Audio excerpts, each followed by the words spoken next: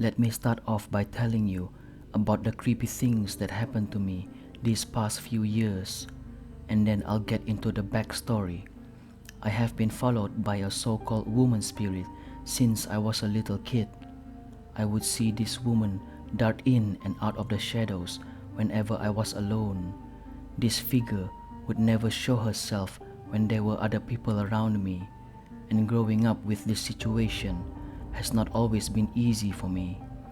I always felt alone and scared as I was too ashamed to tell friends or family, and because of this, I kept it to myself and just continued living. Like I said earlier, this woman has been following me since I was a kid, and even throughout my teenage years, it didn't stop. She would appear in my dreams often dressed in white. As cliche as it sounds, it was how I remembered her. When I was in the shower, I would often feel eyes watching me, and on a few occasions, I would actually see red glowing eyes staring intently at me. But as I grew older, I was less intimidated by her presence. Once, I was just so tired of having the feeling of being watched while I showered and saw those all too familiar glowing red eyes.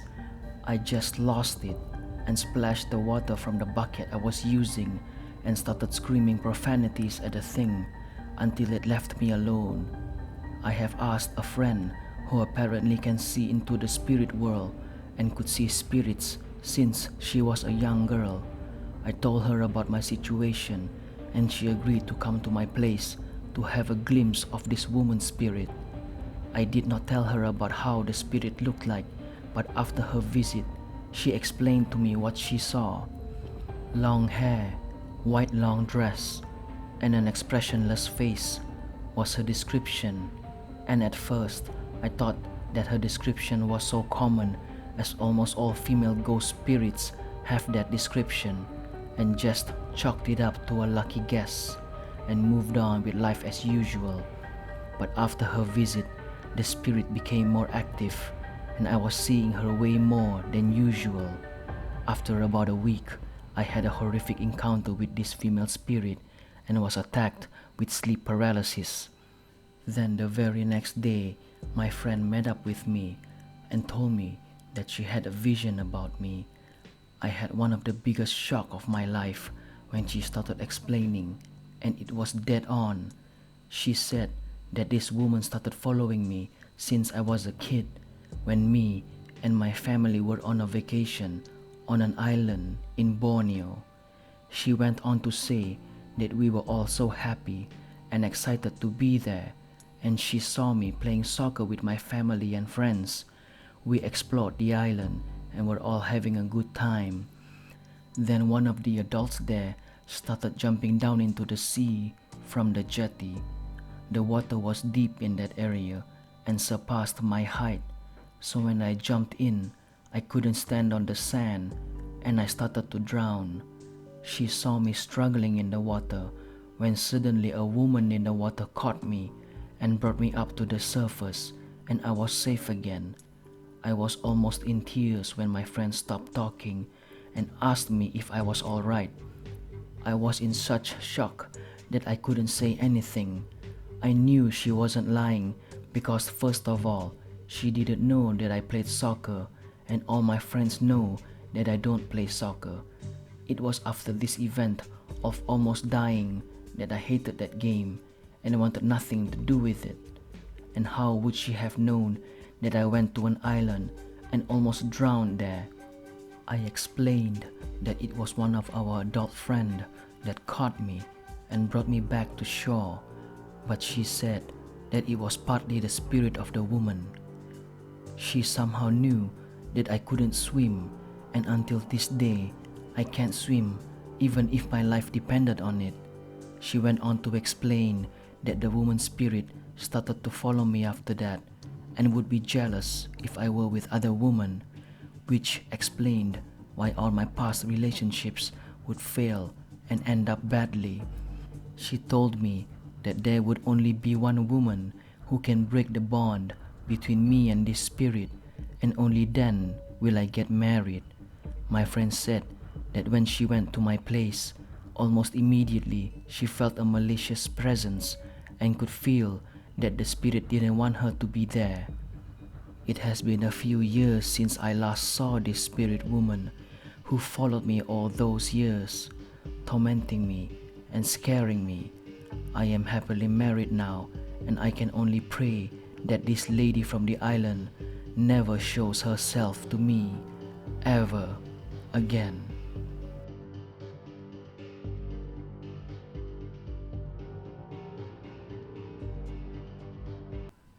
These stories happened to me when I was still in high school.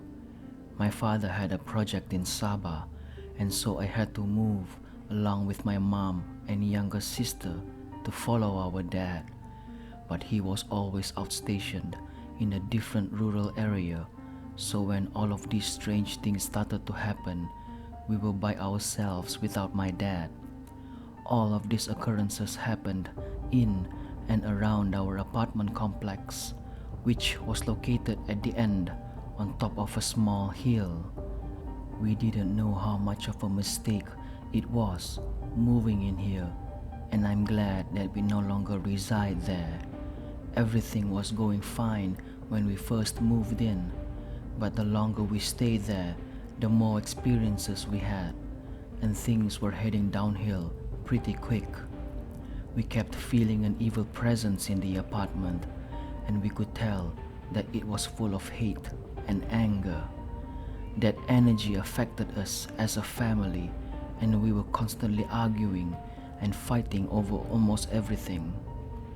One night, when I was reading a book on my bed, I left my windows open, and while reading, I suddenly had goosebumps, and from the corner of my eye, I could see a woman figure with long black hair appear and was looking at me. I stopped reading and just froze in my bed. The figure then slowly disappeared out the window. And for context, we were living on the second floor, and there was no way someone could have climbed up and down the window grills that fast and actually peek in through the small grill. My mother adopted a cat, and living inside the apartment, its behavior was very unpredictable. At times, it would be very calm and gentle, and at times, it would be wild and would start to chase me and my sister. It would also stare at a corner of the room with wide eyes and make weird noises. This creeped me and my sister out a lot. One time, my second eldest sister came to visit us, and I told her about the scary things that had been happening in the apartment, and she just brushed it off and told us not to be scared.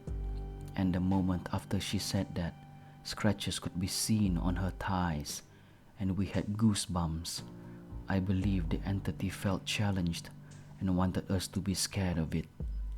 I remember one time when I was walking home alone at around 12 a.m. and to get to the apartment, I had to walk past a hill. Even though the walkway was well lit, it was always unnerving to walk by. Halfway through, I heard and saw something roll down the hill to my right. Then I heard laughter coming from those hills. So I walked faster, and fortunately, that was the end of that.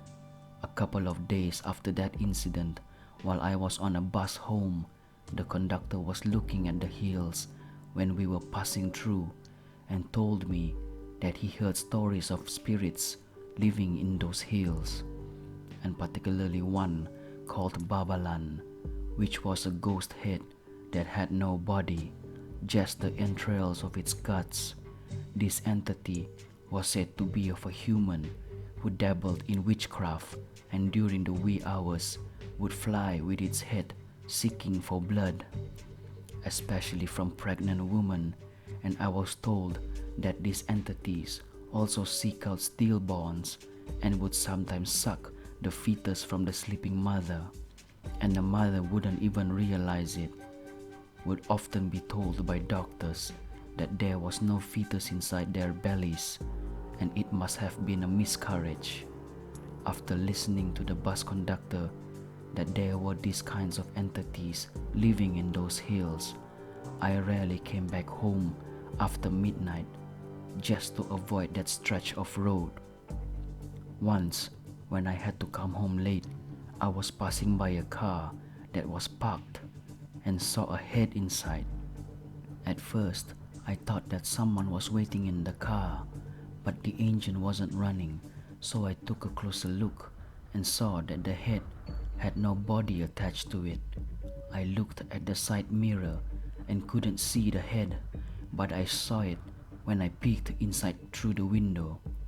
It was facing straight ahead, and slowly it started to turn towards me. I ran home as fast as I could and locked the door behind me. I came down with a bad fever the next day, and it only got better in a week.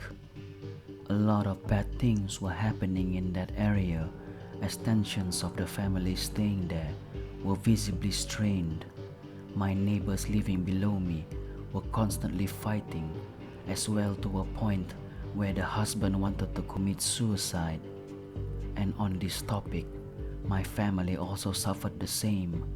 Let's start off with my elder sister, who changed her ID address to the apartment X62 and was plagued with so much negativity that she tried to kill herself by swallowing a bunch of pills. But fortunately, she survived and was hospitalized. Her life only became better once she changed the address on her ID. My mother was going through depression and was also a wreck at the time. My younger sister, who was living with me and my mom, always saw things that I couldn't understand. She was really young at the time and was always afraid to be alone in that apartment. I wasn't spared from the negativity as well and tried to end my life 3 times during the period I was living in that apartment. My family was falling apart and times were really tough. I always felt abandoned and alone when I was living there, even though I had good close friends. Even the security guards were seeing things around the apartment, especially at our block. They would see a woman dressed in white walking around the block and would disappear into the hills. So much negativity, so much suffering was felt during our stay there. It was said that the land was plagued by a woman spirit who committed suicide a while back where the block stood and has been spreading her negative energy and hatefulness towards the tenants there. The management denied all of this, but we knew what we experienced there and what we saw and felt was real. So to the tenants living there now, I pray that this woman doesn't put you through what we had to go through, as I am never going back there again.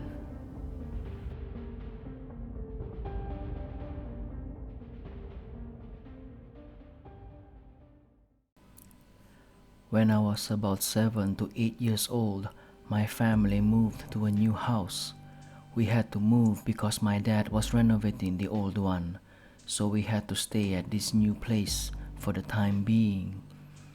The new house was located close to the main hospital, and within the housing area was a graveyard, an old one might I add.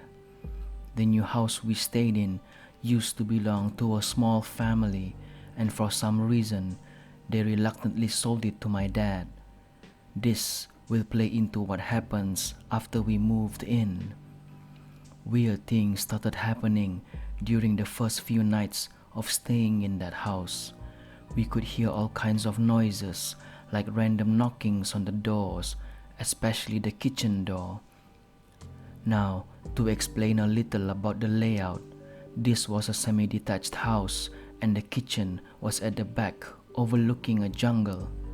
The whole area used to be a swamp before it was turned into a residential plot, and because of this, the jungle part of it was thick and had lots of banana trees. So every time you went to the kitchen sink, you would face the jungle, and at night, this was very creepy. More and more strange incidents started happening.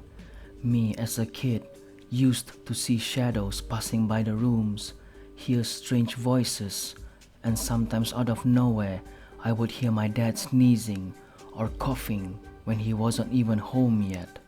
And I remember after seeing these shadows, I would get sick and had to stay home instead of going to school. Yes, it was that bad, and to call that coincidence just wasn't right. One time, when we had some family friends staying over, me and one of them were on our bikes when the rest of the family was in the house, just hanging out and playing video games. It was about 7 p.m. and we were told by our moms to come back into the house, but we just ignored them and continued playing on our bikes.